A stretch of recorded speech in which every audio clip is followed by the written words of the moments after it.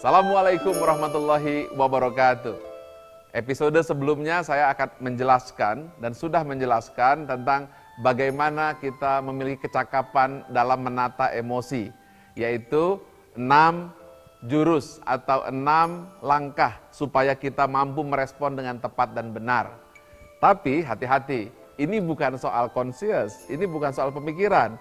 Contoh, yang namanya Ronaldo bisa menendang begitu hebat dalam permainan bola bukan karena tiba-tiba terjun saja ke tengah permainan langsung nonton bola tanpa pernah latihan.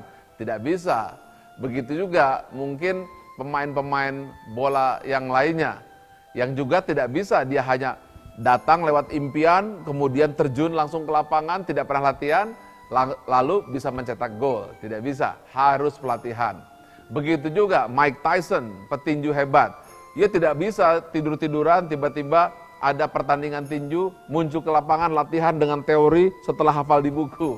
Ya, di bukunya sudah diajarkan teknik untuk strike, teknik untuk melakukan ducking, teknik untuk melakukan katakanlah tinju-tinju yang lainnya, hanya dibaca di buku. Harus pelatihan.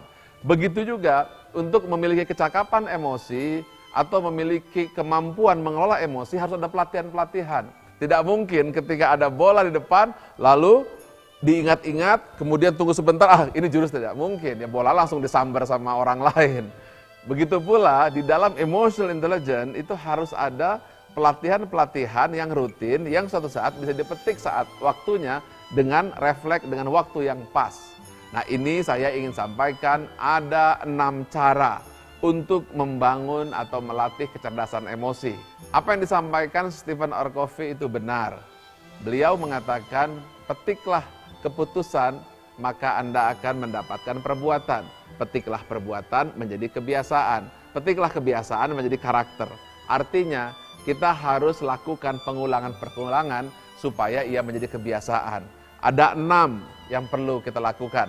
Yang pertama, Anda harus mampu menggunakan gelombang suara agar mempengaruhi jiwa dan pikiran kita pada gelombang alfa. Bagaimana caranya? Anda dibiasakan membaca Al-Quran tartil. Lakukan setiap hari, karena ini sudah jelas mempengaruhi jiwa. Bukan hanya makna dan isi, bahkan bunyinya saja sudah bisa mempengaruhi jiwa kita. Apalagi isinya Anda pahami.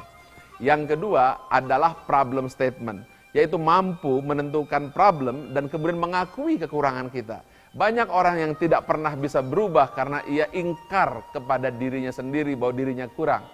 Pelajari bagaimana Nabi Yunus mengatakan, La ilaha illa anta subhanaka inni kuntu minadh dhalimin. Saya ini orang yang zalim. Bahkan seorang Rasul, Nabi Muhammad SAW 100 kali istighfar. Bagaimana dengan Anda? Ini adalah sebuah kerendah hatian, membuat kita mampu menemukan di mana weakness kita, baru kita bisa melakukan perubahan. Yang ketiga adalah break the limit. Ini adalah cerita supaya Anda bisa melangkah menjadi orang hebat. Kadang kita takut maju ke depan, kalau gagal bagaimana? Saya sih tidak mungkin. Saya ini kan cuma corok, cuma kecoa gitu ya, cuma lipan yang tidak mungkin lah bisa maju lebih tinggi lagi. Ini yang mengakibatkan diri kita tidak pernah maju. Oleh karena itu ucapan Allahu Akbar dan Allah bersama kita itu membuat kita berani untuk melangkah lebih tinggi lagi. Inilah yang disebut dengan critical area yang harus kita terobos. Latihan keempat adalah reflection time. Anda harus punya waktu, Anda punya masa menenangkan diri, menenangkan pikiran. Dan itu tidak bisa ketika ada masalah saja. Tetapi Anda lakukan ketika Anda berlatih rutin melakukan qiyamul lail, sholat malam, zikir, tumakninah dalam sholat. Itu semua adalah pelatihan yang setiap hari hingga nanti begitu ada masalah Anda sudah siap menghadapi dalam keadaan mental yang lebih siap. Kemudian yang utama lagi ini adalah you are what you eat. Adalah Anda adalah apa yang Anda makan. Anda harus makan makanan yang bukan hanya halal, tapi toyibah, yang disebut dengan halalan toyibah. Makanan yang halal tapi toyib, yaitu makan makanan misalnya biji-bijian, buah-buahan, bukan makanan-makanan fast food yang merusak. Karena itu sudah terbukti bahwa kecerdasan emosi kita lebih terkendali, depresi kita bisa turun ketika kita memilih makanan-makanan yang baik, seperti yang diajarkan oleh Nabi Muhammad SAW. Dan pelatihan yang keenam adalah rilis energi. Anda berolahraga. Kalau tidak, energi Anda tersimpan, meledak, marahnya kepada istri, suami, anak, atau bawahan. Karena kita masih menyimpan energi-energi yang akhirnya berubah menjadi energi negatif. Inilah 6 pelatihan yang harus Anda lakukan setiap hari. Dan Anda akan lihat perbedaannya. Seperti Mike Tyson, begitu ada pertandingan Anda siap. Seperti Ronaldo, begitu ada bola depan Anda bisa menggolkan.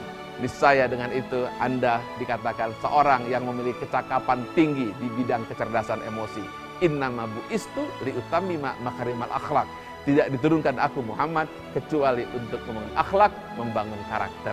Selamat berlatih untuk menjadikan Anda unggul di bidang kecerdasan emosi. Anda orangnya. Assalamualaikum warahmatullahi wabarakatuh.